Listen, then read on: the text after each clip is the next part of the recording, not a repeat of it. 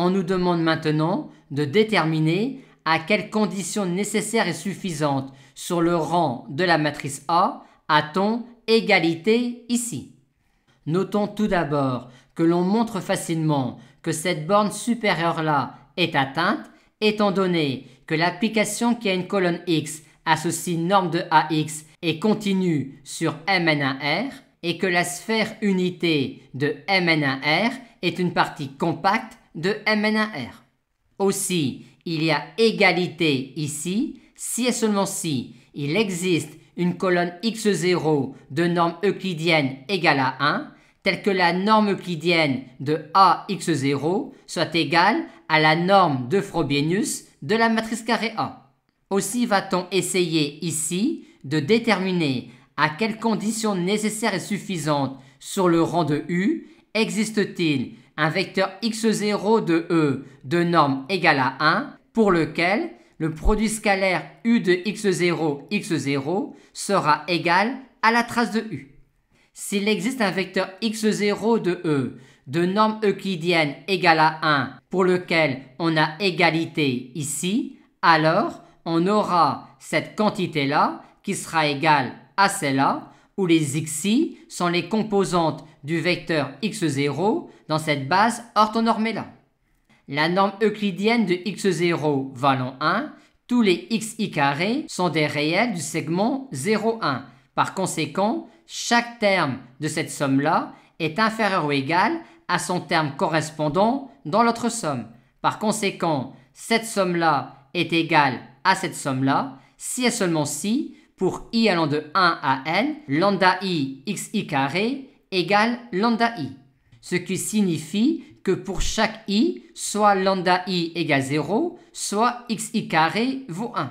Aussi, soit aucun des xi carrés ne vaut 1, auquel cas tous les lambda i sont nuls et par conséquent u est l'endomorphisme nul.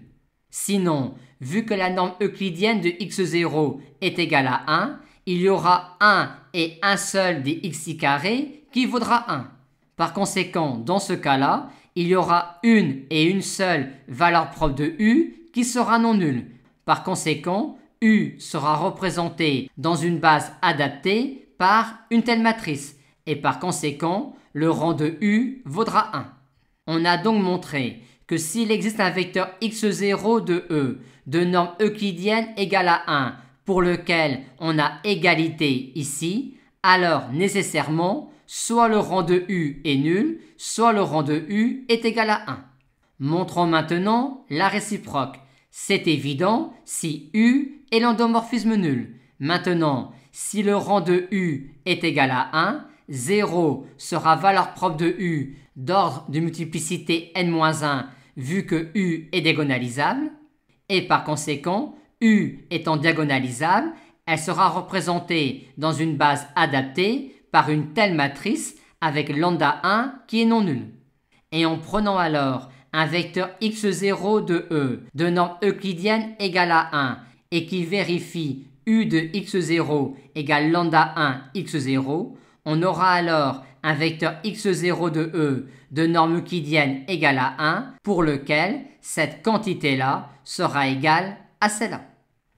On a donc montré qu'il existe un vecteur x0 de E de norme euclidienne égale à 1 pour lequel il y a égalité ici si et seulement si le rang de U est nul ou égal à 1. Par conséquent, en appliquant cela à la matrice symétrique réelle positive transposée de A fois A, on obtient qu'il y a égalité ici si et seulement si le rang de transposé de A fois A est nul ou vaut 1. Or, on montre facilement que pour une matrice carré A de MNR, le noyau de A est également le noyau de la transposée de A fois A. En effet, cette inclusion-là est évidente et pour l'autre inclusion, on montre que AX égale 0 en montrant que sa norme euclidienne est nulle en tenant compte du fait que transposé de A fois X est nul. Et avec cette égalité-là, on a alors que pour une matrice carré A de MNR, le rang de transposé de A fois A est également le rang de A.